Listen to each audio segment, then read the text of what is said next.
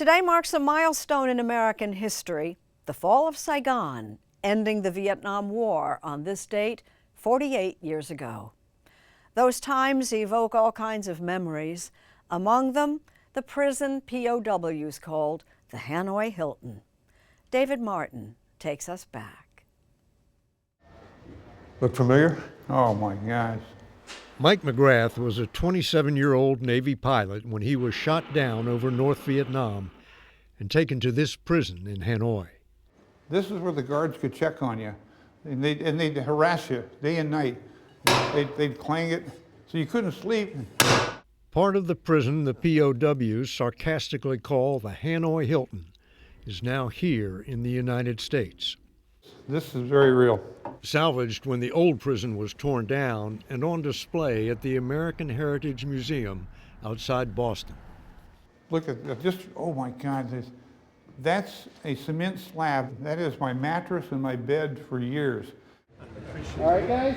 It's been more than 50 years, and only a handful of the surviving POWs could make it for the opening of the exhibit. Just turned 80, Charlie Plum is one of the youngest. This is a fraternity like no other. It is a fraternity like no other. When you got guys that saved your life, and they say that you saved their life, you have a bond like no other. Their harrowing stories are here at the touch of a finger. The late James Stockdale, who received the Medal of Honor for his courage in captivity. James Bond Stockdale. I think most of the guys would tell you that this guy saved our life. Just the best leader I've ever seen. And he said, we got a war to fight. We are warriors. We will pursue this war till our last dying breath. Come on in. Okay. You sure you have the key to get out of this thing, don't you? Robert Shoemaker was shot down in 1965. You're on top of the world flying this fighter that could go 1,000 miles an hour. You know, you're invincible. And there you are on the ground, you know, and reduced to almost being an animal. Often injured when they bailed out, the pilots were abused by angry villagers, given crude medical care, and held under not just harsh, but cruel conditions. These are leg irons, and if you misbehaved according to their rules, they'd lock your ankles in here. How long would they leave you in those things? I was in it for, I think, maybe 2 or 3 weeks or so. 2 or 3 weeks? Right, yeah. And worse, much worse, awaited them in a place called the Nobby Room. It was the torture room where the Vietnamese would try to extract information from the prisoners they had. How long were you subjected to it? I was tortured 12 times. We know exactly what that torture looked like thanks to drawings by Mike McGrath. But they put your arms behind your back, and they'll cinch up your elbows until your ribs start pulling apart here. Then they rotate over your head until your shoulders dislocate. And no man can stand the pain. They ran a metal bar down my throat to keep me from screaming. What were they trying to get out of you?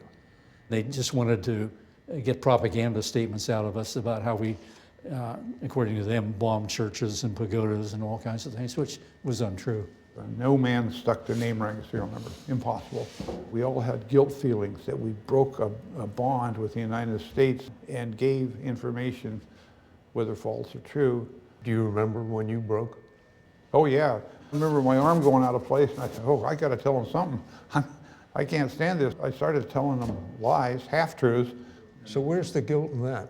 You felt you let your country down by not holding on and dying. The only defense against the pain and guilt was finding a way to talk to each other. We'd get information off of this wall. Tapping in code through stone walls.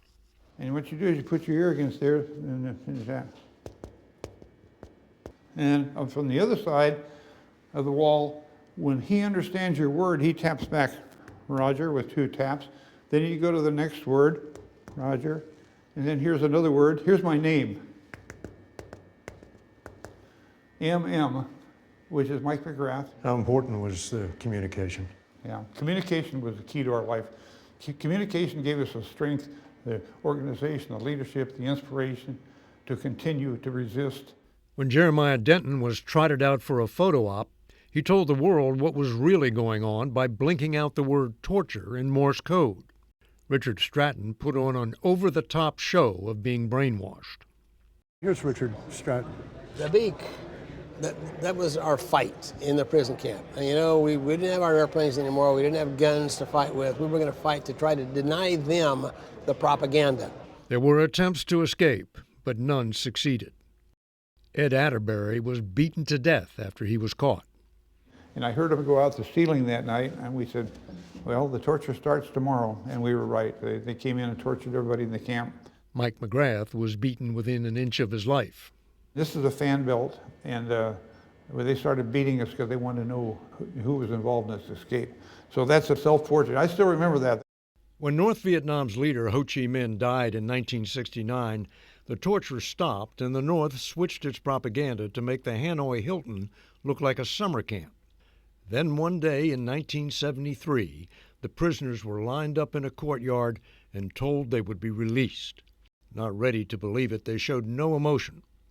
But they were given fresh clothes and put on buses for the airport, where it became real. Just great to see Americans. The late Jeremiah Denton recalled the moment in an Air Force interview. An American plane at close range with the American flag on it, U.S. Air Force, and American military uniformed personnel 50 or 100 yards from me.